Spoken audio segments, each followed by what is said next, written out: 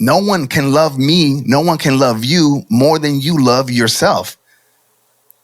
No matter what they tell you. And they're always going to tell you, I love you. And like you said, I'm doing this because I love you. People get manipulated with the word love, right? Don't leave me because, you can't live without me. And what I'm doing is, we are taught in this realm the wrong way to love. Because love, as we all know, is unconditional.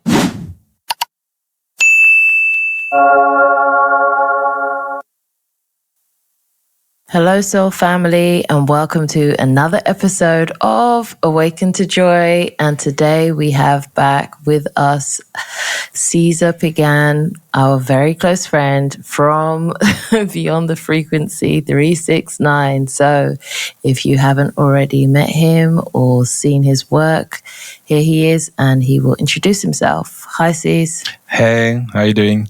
What's up, guys? Two of my favorite humans. We're back. We're talking again for a round two. I love this. I appreciate the opportunity for having me on the show. Cool.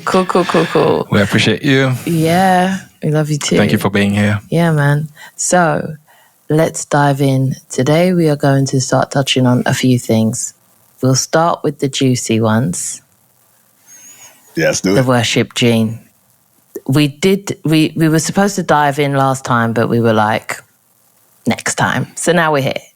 The worship gene. Where are you on that? And how did you first come across it? And how did it first resonate with you when you first even came across it?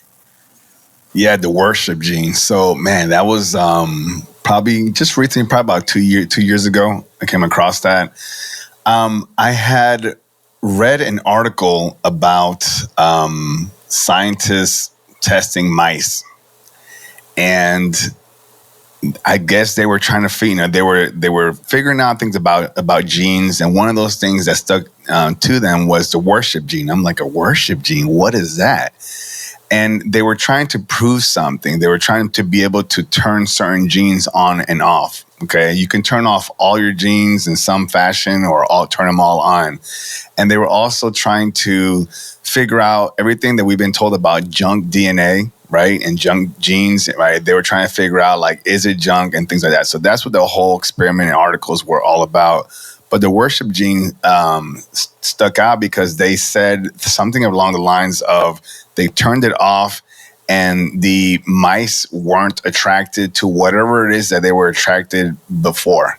Okay. And I don't think it was cheese or anything like that. There was something else that they were just following. They were following another alpha or group or something like that.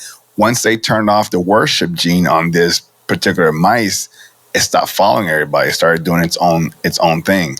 So that concept had me just kind of thinking, and I started trying to find it through any kind of esoteric text, worship gene or something along that concept.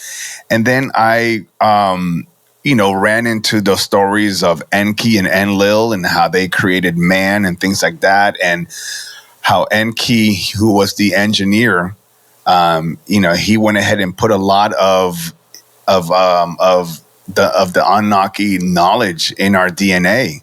And one of those things was also the worship gene. They didn't call it the worship gene, but the way I interpreted what they were talking about was basically just something that would keep us following them, because again, before we were tinkered with, according to these Anunnaki stories, we were whatever species that we were. We were whatever hominid species that was out there. So we weren't following anything.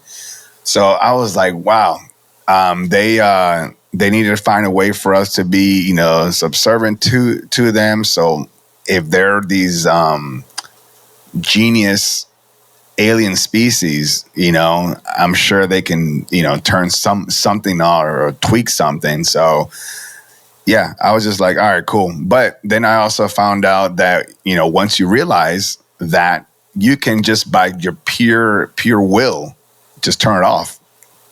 Once you awaken, you kind of turn off that worship gene. And then now you're like, okay, well, now you start feeling like I'm lost, I'm alone, right? Because you're not following anything anymore. Kind of like this mouse wasn't following these other mice, right? And now you're like, now what? No one ever teaches us on, once you awaken, how do you discover who you are once more? So. Yeah. Do you would you say that it's biological or energetic imprint? A what imprint? Biological or energetic imprint? Because the way you've explained it is like a bit like there is a tampering on a scientific aspect, but there's also the will of the soul that to be able to turn it off. So is it that because there's a true tampering on a DNA level, or is it just a bit like the placebo effect? Like if I make you believe that I altered you, therefore you create that reality of being altered? Yeah, I absolutely do think. See, I don't know if you guys are also aware, we have a lot of information and code in our DNA, right? You guys have heard that? So we just never taught, we never knew, humans aren't taught to tap into that coding, right? We just kind of follow along like, well, you have these colored eyes and this color skin and this color hair, the surface level stuff, and this is based off of your DNA and whatnot. But no one ever talks about the information. How do you tap into the information? What my grandfather's grandfather, whatever skill set that they have, I have it too. But how do I tap into that? So I think once we awaken, we start to understand how to, focus into ourselves. And then once we're starting on that path, which is the unknown at that point, we start to discover things like, man, I actually like this. I don't know why I like it. I just have this knowing that I want to try this out. You start discovering things. And when you start meditating and focusing and going inwards, you no longer are being occupied or distracted by the things outside of you. That makes sense. We know that genetic modification takes place regardless. Like basically our DNA get modified every day. I guess by certain habits we adopt or certain thought pattern, because we know also whatever you think, whatever you eat has an impact on your DNA. But for someone that is not really aware, that just want to, because we all, at some point, I guess it's what we're doing this podcast as well, is you're like, you know what, that can't be it. This reality sucks, so I need to change it. I need to do something, but I don't know how to begin. But now they hear someone like Cesar saying that, well, there's the worship genes, and they're thinking, well, what the hell is this? And obviously you explained it beautifully, but how do they begin to even say, okay, it says you can change it, the will of the soul, like I don't even feel I'm connected to my soul? Because that's the problem with most of the people, is that disconnections you feel.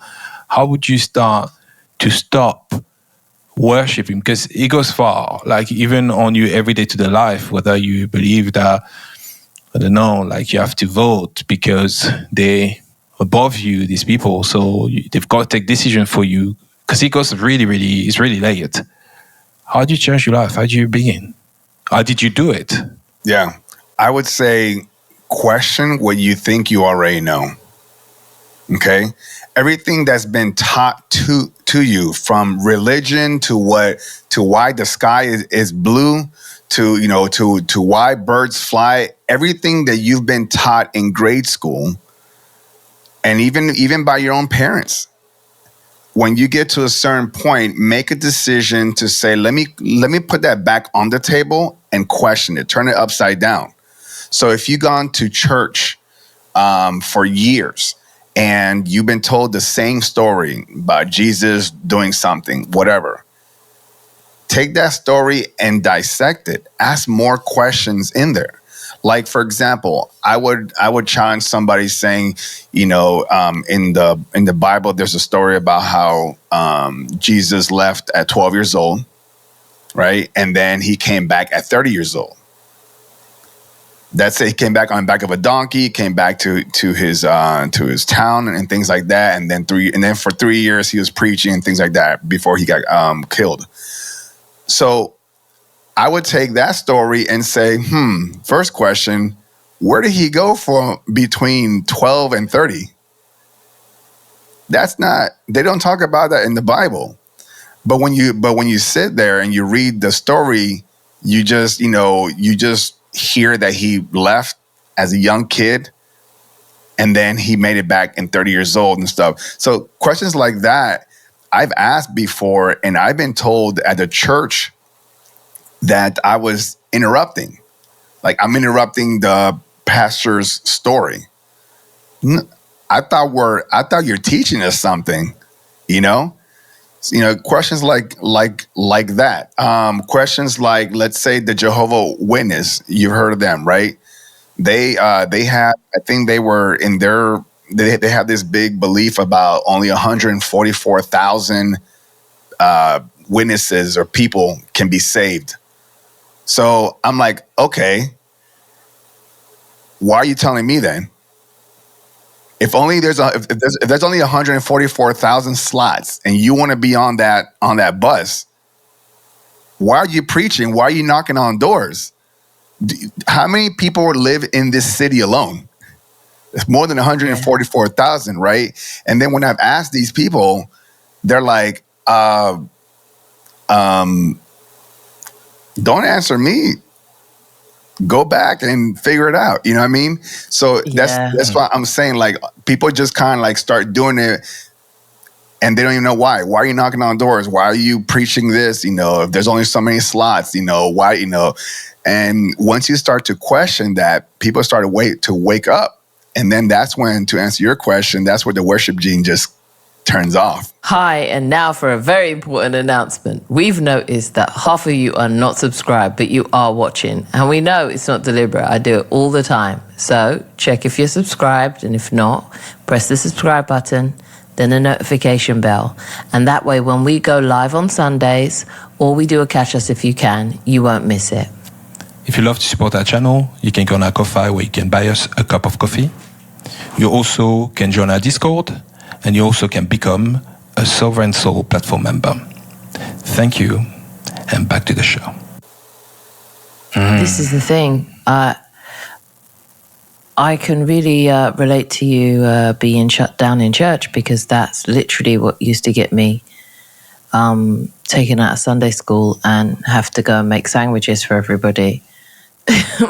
Instead of sitting there asking questions like, hang on a minute, I thought babies can't come from ribs. I thought they come from tummies.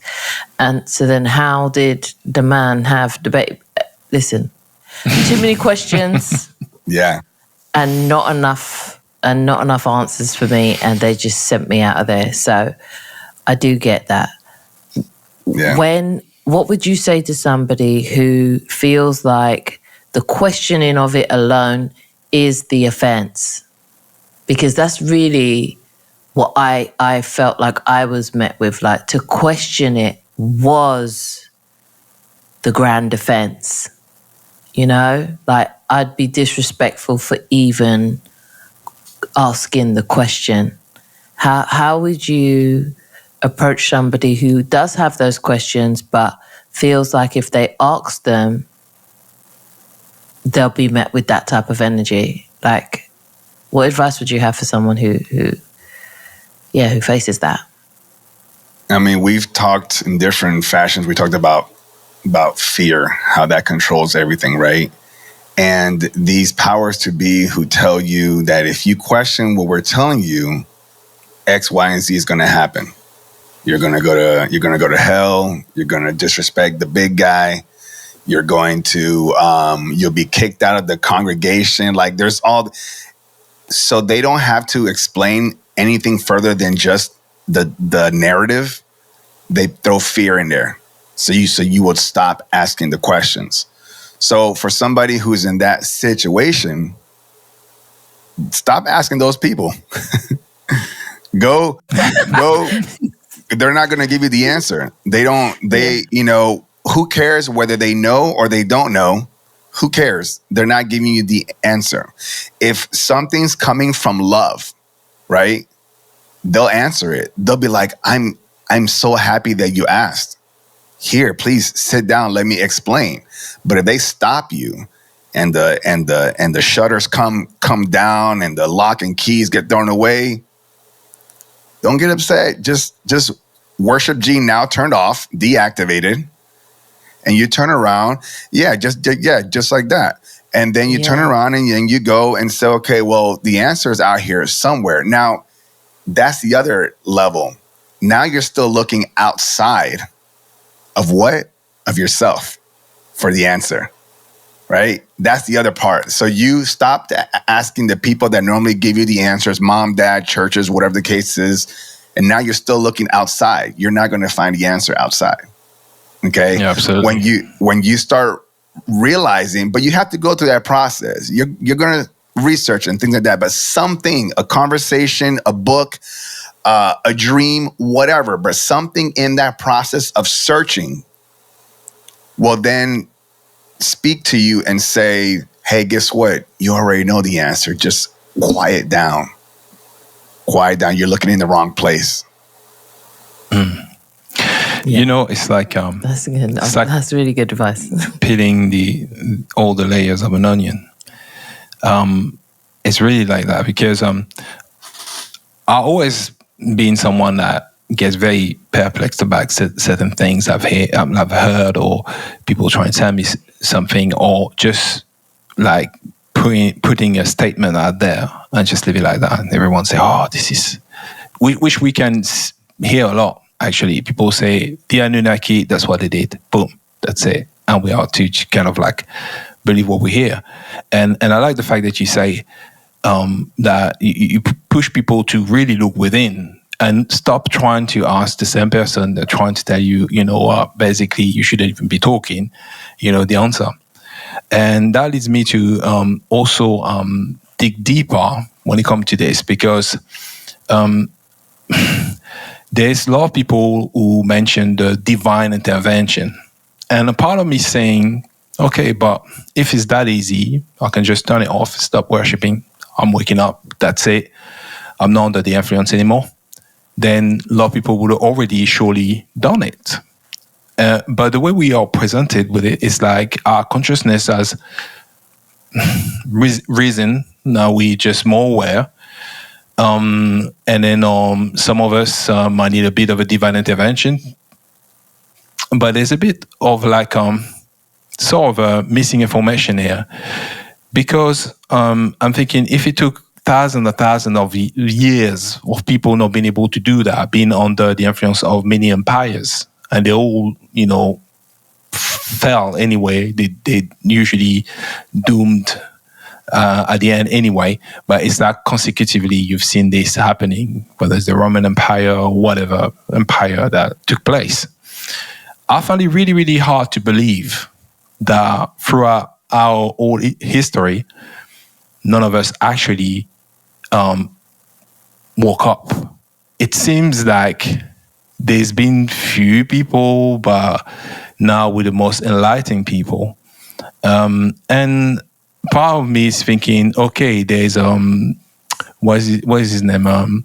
Lucian Aurelian, is that what his name is? Lucius Aurelian. Yeah. He's got a great channel where he kind of, present you with certain facts that, being presented to you that are not really true. And what it seems to be a time where we had this awakening happening already, where people, did it on their own really, but it's been kind of wiped and then rebuilt from scratch.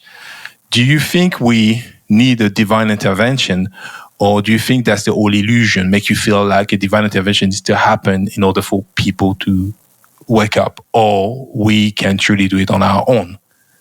How do you view these consecutive fall, empire falling and stuff like that? Yeah. How do you view that? That's a great question. So, all right, here's the way I see this. That whole illusion of like you have to wait for, like you said, divine intervention to happen. What is that? What's divine intervention? You know, do I have to trip over a rock and fall into a hole? Is that divine intervention? Am I waiting for like a light in the sky? You know, it's just another layer that you have to look for outside of you. You know, when do they tell you? When do they tell you divine intervention, and then followed by look inside? You know, you have the answer. You know what your intuition, your gut feeling, right? All that stuff. We don't get told that often. You know, even a lot of parents that are raising kids don't even know how to teach their kids how to do that because they weren't taught that, right? So all of this, left brain activity where everything's about if you're sick, go to the doctor. Don't hear yourself because you don't know shit. If you got something going on in your head, go to a therapist. Don't talk to yourself because you're crazy, right? If you want something divine spirituality, worship A, B, C, D, E, F, G, and all the 300,000 gods and demigods out there. Pick one. Don't. How dare you?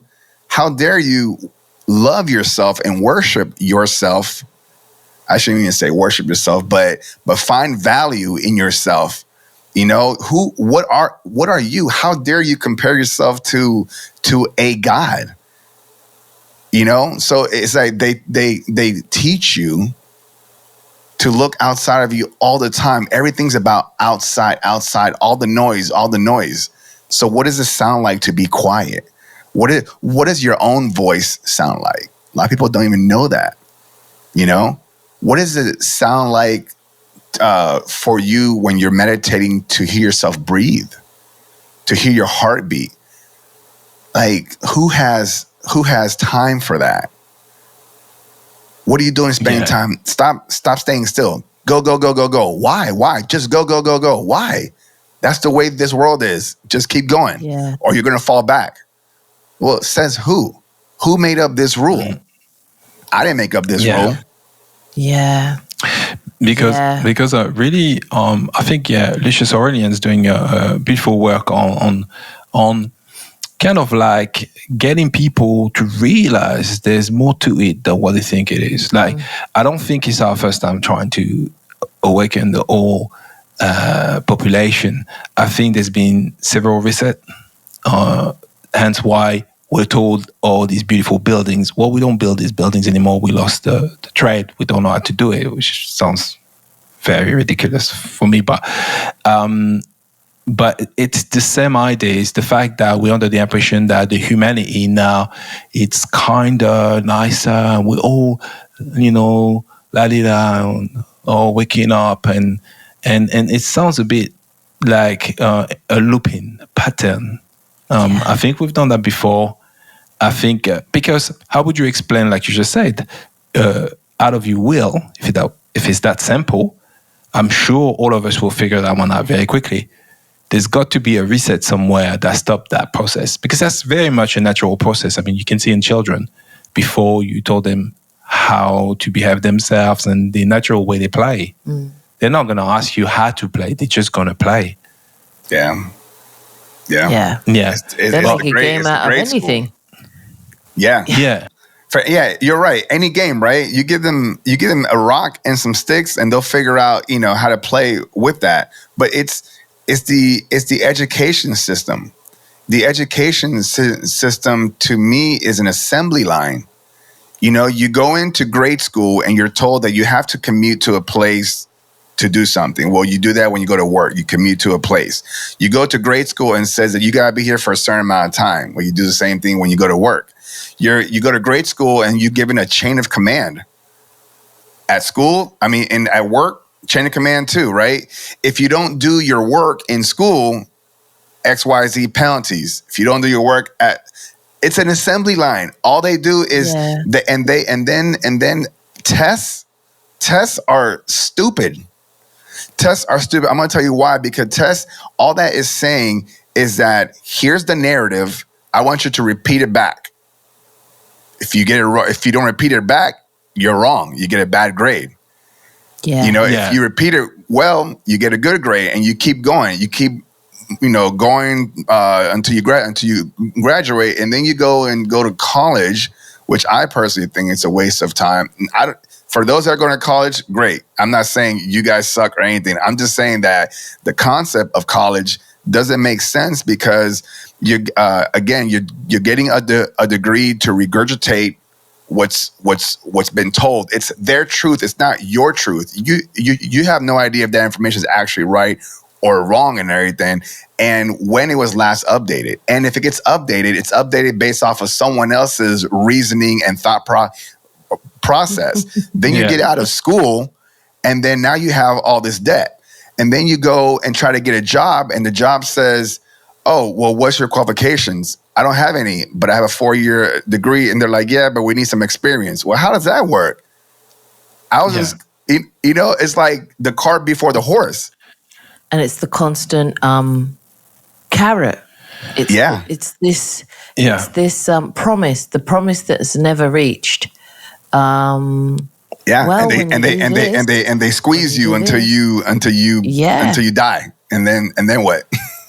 And it's funny you said that. I wanted to go back to the place about the worship gene and it being something that's more about not. And I know you didn't mean worshiping yourself, because the idea around worship now has been so distorted that you're right. We can no longer use that word. They have rinsed that word out to the point where it could not. We can't turn it back. We can't reclaim that. But I would say, like an embodied devotion. Yeah, like value yourself. An embodied value, an intrinsic value for yourself, for your inner voice, for that voice, that gut feeling, that intuition, that guidance that you used when you were little, like, oh, don't go there. Oh, that's not a good. Just that simple. Follow that. Do that. Yeah. It's, you don't have to get on your knees. No, that has never asked me to get on my knees. That has never asked me to cough up my pocket money on a Sunday, even though it knows I needed to go to the sweet shop. And it's never asked anything of me, only to love myself, only to be kinder to myself, only to rest, to give myself a moment, to quiet myself. So when people do find themselves in this, what you've only explained as like a hamster wheel of a loop, I have compassion for it, because it's not something that I haven't tried to run on and saw what it was. But I said, okay, I'll play the game of running on it for a while, but I know what this is. And I think a lot of us know intrinsically that it felt wrong getting off.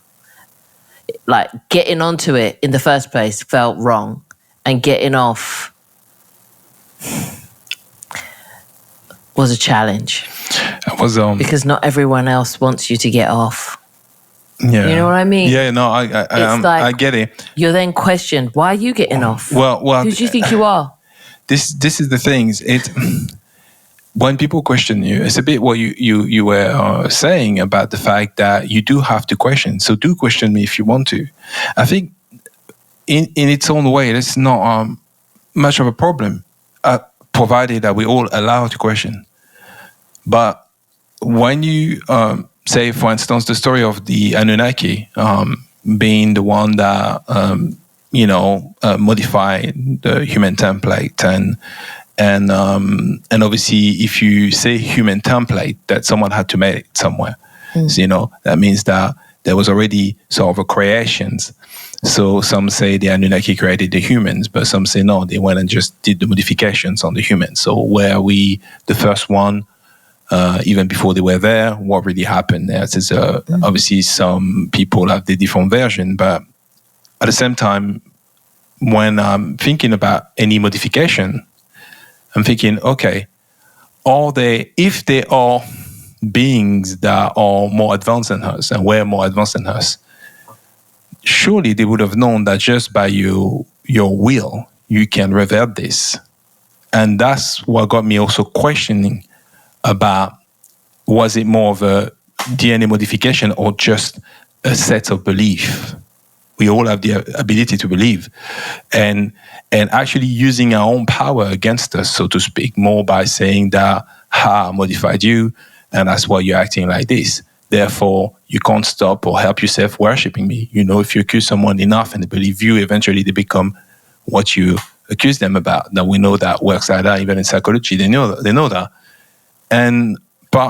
Oops, apologies. It's okay. So a part of this is in itself about recognizing the fact that we've been modified is a form of worshipping, because it sounds, and that's why I like to dig always deeper and see where you're going with this, and see, aren't we just giving validity to something that is just, I'm not going to say a joke, but again, an idea that's put out there in the zeitgeist, and then now just us believing in it. Just make it true, because we know that consciousness dictate the universe. Reminds me of Moraine in the Wheel of Time, about how she was tricked about losing her power. She never lost the power, and the power was always there, but she believed it to be so. So therefore, that's what happened. So if we entertain the idea of this modification, aren't we kind of entertain this idea of looking outside of ourselves? Yeah. What do you think? Yeah, I think we are. If we're looking at it from that perspective, we are. We're just, we're still not. Let me do it this way. According to the ancient stories of the Anunnaki, before there was, human 2.0, which is what we are now, there was some species that existed, some 2 arms, two legs at the least. Okay. Were they following anything? Did they believe in anything? We know nothing about them. All we know is, according to the story, that there was something that existed, and that it was used as the foundation, the template to modify, to make us. You got to then, what I said earlier, question that story too. If we have a history, if let's say the Anunnaki, and again, for those that don't know, Anunnaki isn't one race. That's just anything that's not human. Okay, just alien. It's what we call it in ET today. So if the Anunnaki recorded all these details and these stories, why did they not tell us anything about whatever this thing was? If we're looking at it as they're scientists of some sort, and they're bioengineering and things like that, there should be records of what this thing was. If I took a lion and a tiger, right? I think what does that make, a liger or something like that? You guys ever seen that? You guys ever? Okay. Yeah. Right. I would have documentation on what a lion is and what a tiger is, and then make whatever it is I'm going to make. So, do I believe full-heartedly that, we were fully tinkered? I don't. Not full-heartedly. Is it entertaining? Sure. It's one of many ways that we got this. We became human. But again, I know the first true self, right? Which is the spirit self, right? Consciousness, awareness. That I'm more interested in finding out how that was created versus everyone else's stories about how we got this meat suit. I don't really care. I really, it's really irrelevant. How do I apply that information once I find out? I can't. you know. So will it give you the peace of mind to know how this hominid species became human, or would it be better to understand your true self, what you truly are, the power within you? That gives me a lot more peace and comfort than whether I came from an ape or Neanderthal or a slug. Who cares? Yeah. I feel like when we go down this road, though, I do understand people's need to at least know that, because it's bridging still. You're still bridging from people that even us, that we went through the school system, but people who were taught that you come from something and what are you, and you are from this place and you are from this people, that lineage, blood, the matter, focus on the matter of things. And it really is funny because you have, we always talk about it, matter comes up a lot, even politically. So it's like always being fed back to us in one way or another, the importance of matter. And I just thought to myself, okay, so when everyone says, look here, let's look somewhere else. Because I played a game with the kids and I said to them, if you were going to rule over some lemmings, how would you start? And they would say, I'd start with a story. And I was like, oh. They said, yeah. Your kids told you that. Yep. Very, very smart. That's awesome. I said, I go to them a lot for advice, like about stuff. They really do cut down to they cut down to the bottom bare bones of it. And they said, yeah, I'd start with a story. I said, what story would you start with? Well, I'd start with a story that puts me as like the most important thing. So we'll get that out of the way. Yeah. I would talk about my backstory and how important I was and how gracious I was to even share the space with them. Yeah. Dang. I would. That's awesome. And I said, wow, would you? Well, yeah, you said they're lemons, right? I said, yeah. And I said, what if they were powerful lemons? He goes, well then the story would have to be stronger, because I'd have to convince them that somehow they're not powerful. I was like, well, on that note, and it's beautiful we get to talk about this, and that's why we wanted to, because you mentioned the worship gene. So we're like, we got to talk to Cesar about this, because we were like, okay, I know what that can like do to people as well, and how people are quick to be like, well, if we can be manipulated, there's not much we can do then, because what we're going to do. But then a lot of people are thinking, obviously, is it on a biological level we are being manipulated, or is it on a spiritual level? And like you said, the idea of the story, because when you say tablets, because the Sumerian tablet talks about this engineering and whatever has took place. So then when you talk about this, then it's like, oh, but it's written on tablets, so it can be modified. What do you got to say to that when you hear these things? You're saying that because it was written on a stone tablet and it stood the test of time, that makes it like the word. Is that what you're saying? Yeah. Well, for a lot of people, that's its validity right there. It's written in stone, and remember we're taught it's written in. It's not written in stone yet, because once something's written in stone, right? So then we think about, why would you, if we, the three of us, were an ancient civilization, why would we write anything in stone? Because we want it to last forever, right? Now, why do we want something to last forever? Now, also, what is it that we want to last forever? Well, all of these rules our history, why you exist, things like that.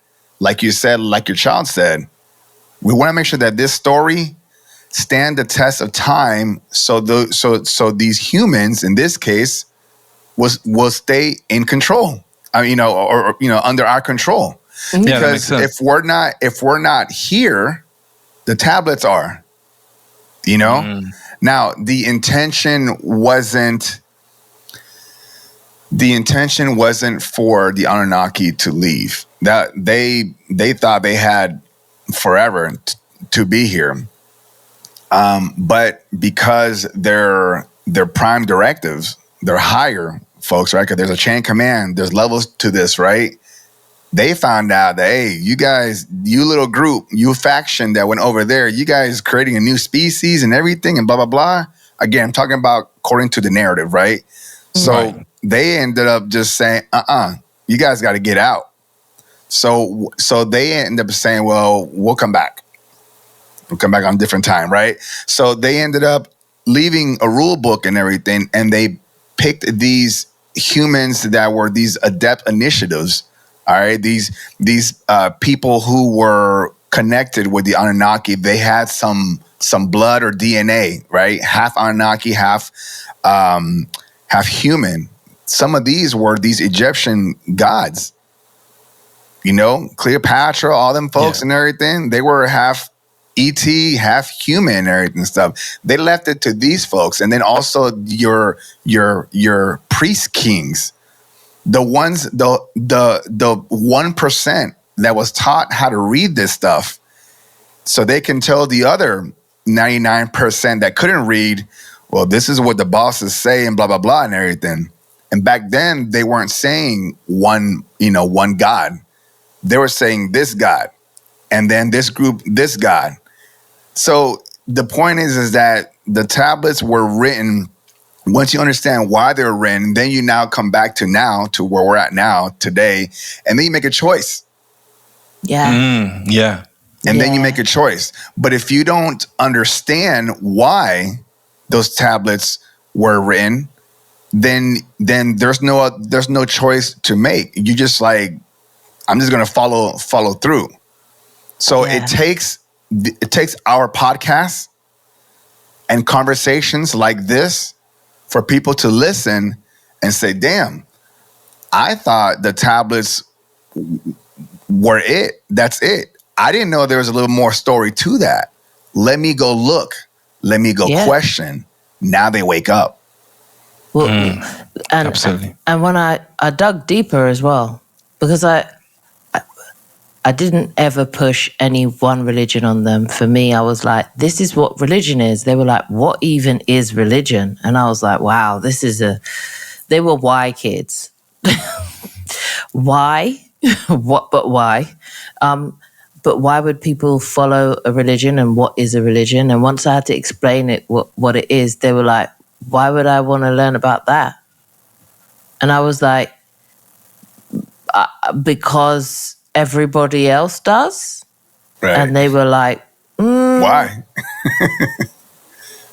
I was like, you know what, don't have a good enough reason for you to learn it.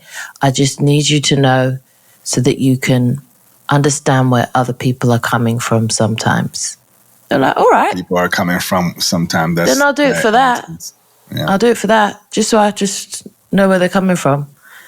And then once they started scraping a few of the main ones, they said, I've realized I don't have to understand where other people are coming from. Yeah. It's not my duty to understand where everyone is coming from. That's okay if I don't. It's a lot easier for the kids now that are growing up. It's easy for them to detach themselves. There's a lot of kids that don't go to church and things like that. And they weren't forced not to go. They were say, hey, there's a church here. Here's what it's for. Here's blah, blah, blah. And like how you said, they're like, why? The reason they have the ability to say why now is because they have a generation like us who as soon as they came out of the womb, we're not putting them into get baptized and, get cleansed and all this other stuff, right? Yeah. Some of them find out about church when they're like, 5, 6, 7 years old. At that point, they're starting to like kind of make their own choice, and it's gonna, then start saying why. So, but if we grew up in that generation, and like the other centuries, thousands of years in the past, where as soon as you came out, you were put something on your forehead, you were branded, you were doing something. Yeah, you were. That's what made people say like, "Hey, I can't question this. This is all I know." But now the kids, it's my authority and everything. So plus I mean, you've got guys like you, Cesar. You just have a book as well for the kids to understand beyond this realm. Yep. And yes, and that's my point. So available on Amazon, guys. Yeah. Where is it? Go get you a copy. Great for the little ones. Yeah. Even for yourself, just a coffee table book that you could just flick through. Nothing heavy, but just really just a gem. But just the fact that you took your experience and your knowledge and pieced that together, and obviously today putting a book together is also easier in the sense that you can self-publish easily. Before you had to find a publisher, and it was all a thing. So and now their approval, and ask for their approval, and they may release you or may not release you. So the fact that we have this information and you've gone and done that great work, I think that changes a lot of things. Yeah. And when it comes to questioning as well, like who we are, who truly are, because we were referring to the human being diminished in terms of, we don't live as long as we used to. I mean, I remember when I used to go to school, they used to tell us the life expectancy 50 years ago was 60 years old, and now it's 80 years old. Come to find out, not really. So there's been, again, I don't know if it's due to the modification, but as for us to just, dig deeper and trying to find the truth. But there's certainly an idea and a belief that we can only, live max up to 120 years old. So that got me thinking, well, if we're the version 2, human version 2, how do you feel about the idea that we had a version 1 and we were stronger, bigger? Or do you think that it's us not realizing how great we are as we are now, and that it's all within? Are we trying to indulge in physicality still by thinking this? What do you think about that? I know that for thousands of years, and you can see it also in the Sumerians' kings list, right? It's a block with 4 sides, and it has all the kings that ruled for thousands of years. Even one king, can rule for like 36,000 years alone, right? And there's even more or less. But the point is that back then, humans lived a long time, a very long time. This was for the intention, the purpose was so they can continue working. That's it. They just continue working. They were stronger, they were bigger, all this other stuff. Then once the demigods or the fake gods with the lowercase g started seeing that the longer that human live, the smarter they get. Because now we have experience.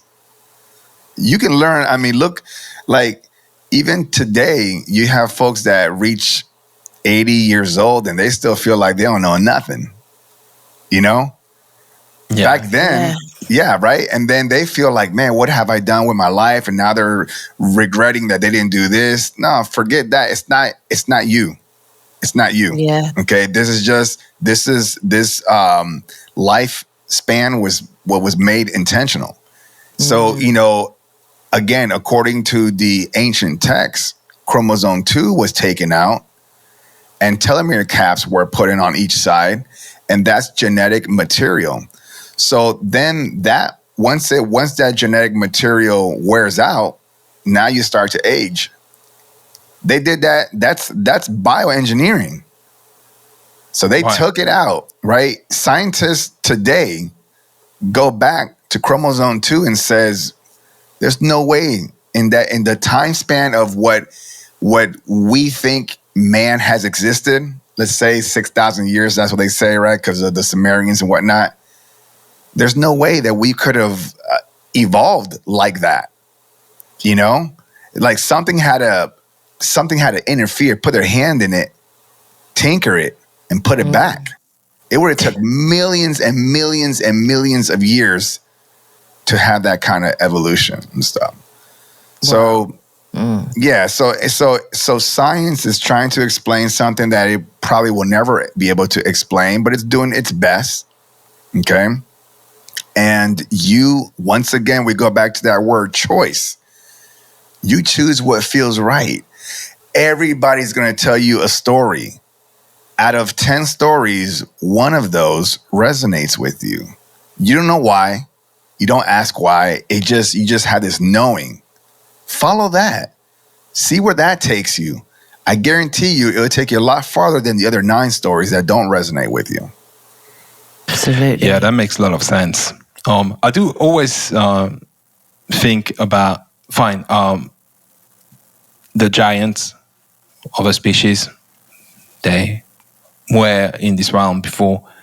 But I kind of like always think this complex of inferiority that inherently people tend to have.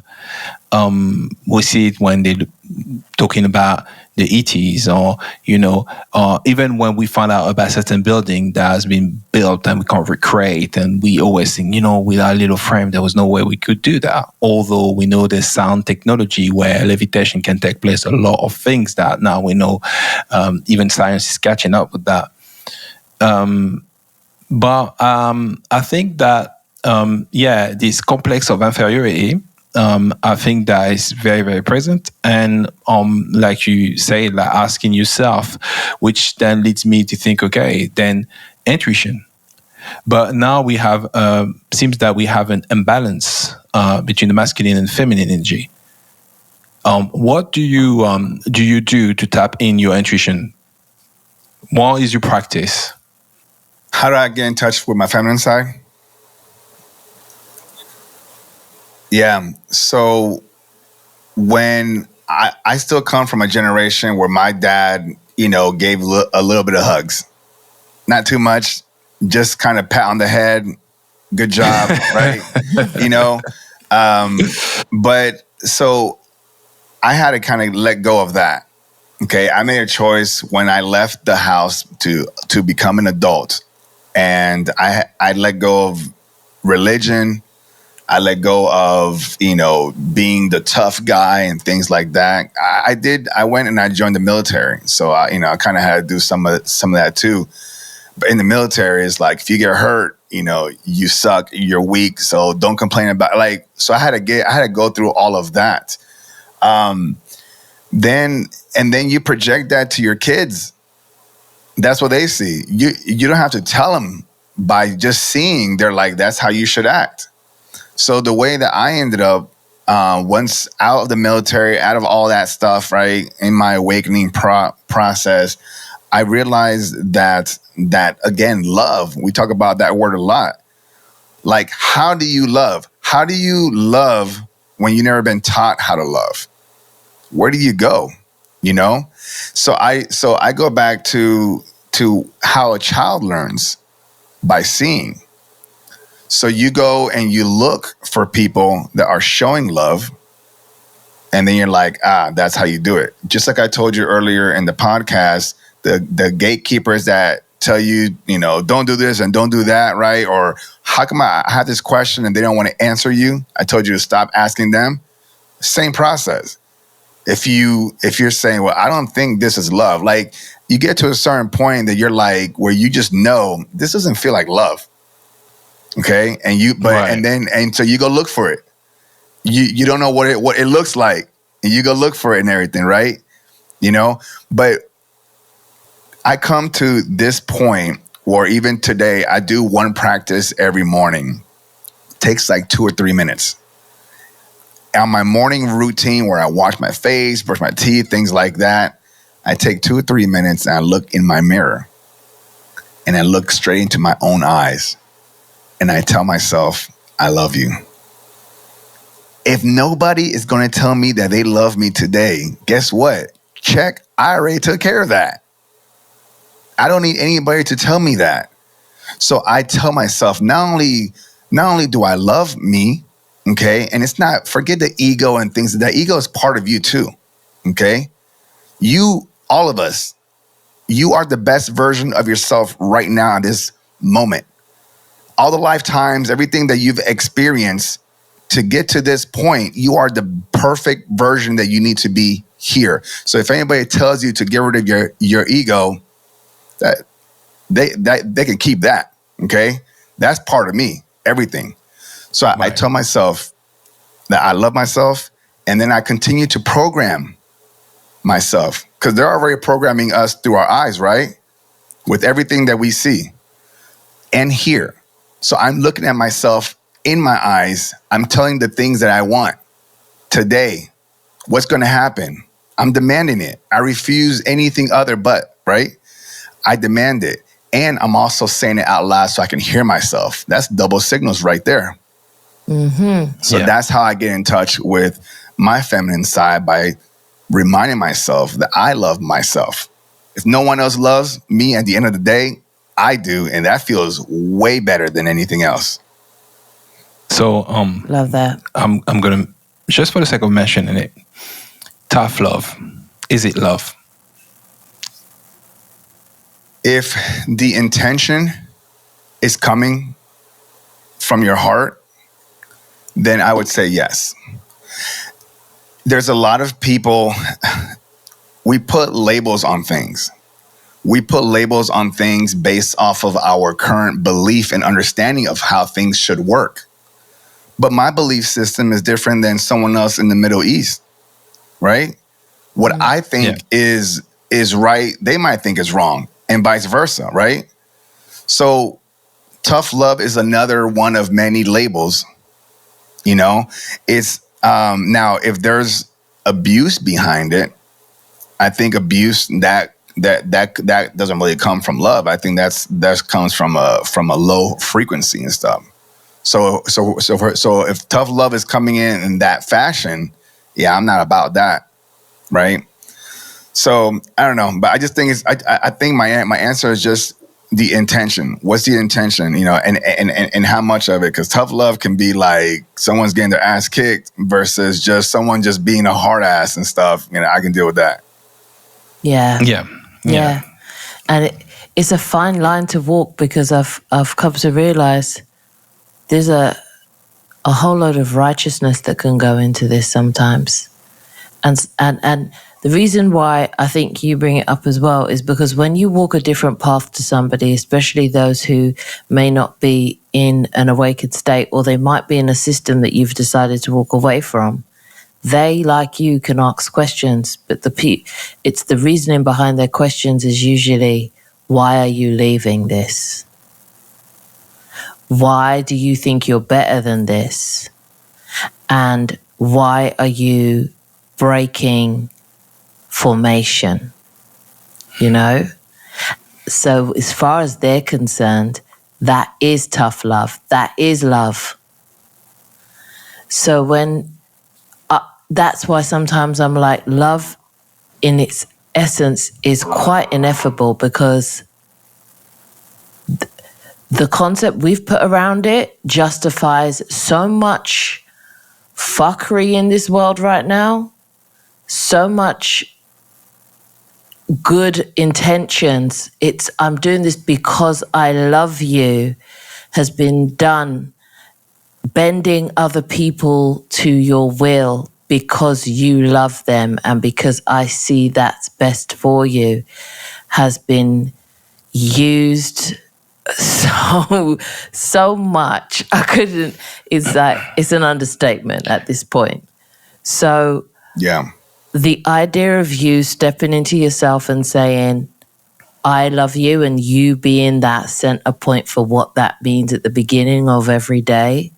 And from when you start from that point and move forward in your day, I think whether you identify as being male or female, just to do that for your energy, period, as a being. Well, let me share this though. When I first started telling myself, that I love you and looking myself in the eyes, at first the idea was like, man, that's silly. No one's watching, but I feel it's silly, and it's like, why do I feel that way if no one's watching? I've done dumber things, right? And folks, when I really took a moment and looked at myself and told myself that I love me, I cried. Like, that came from a genuine space. Who in the blue hell takes a moment on a routine basis outside of me now, right, to tell themselves that they love themselves, but with the purest, there's no pure love for me than from me. No one can love me. No one can love you more than you love yourself. No matter what they tell you. And they're always going to tell you, I love you. And like you said, I'm doing this because I love you. People get manipulated with the word love, right? Don't leave me because, you can't live without me. And what I'm doing is, we are taught in this realm the wrong way to love. Because love, as we all know, is unconditional. Unconditional and without judgment. This is why when anybody says that they love you, followed by any precursor to that, I love you, but like if you're saying, hey, I want to join this religion. I love you, but if you do that, we're no longer a family. What? Yeah. Yeah. Right? It's good you brought it up, Cesar, because what it is the reason why I originally asked what your interpretation was around tough love and how you viewed it. What I was quite kind of surprised because you were able to have such an unconditional love about it, the way you answered it. And it's because tough love as well, it's seen as being the masculine way to mimic the feminine energy, saying, okay, this is how I express love. But it's a very masculine way to do it.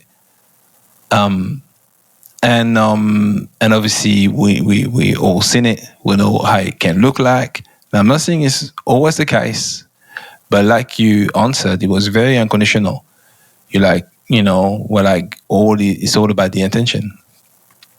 But the imbalance of the masculine and feminine energy, it's very obvious when you look at a man to say, well, you've got this imbalance and you're extremely masculine.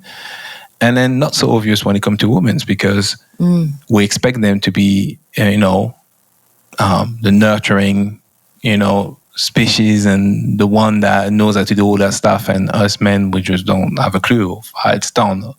Although now in the society now we are in, even the women have an imbalance when it comes to the masculine and the feminine, because they're forced to actually have it.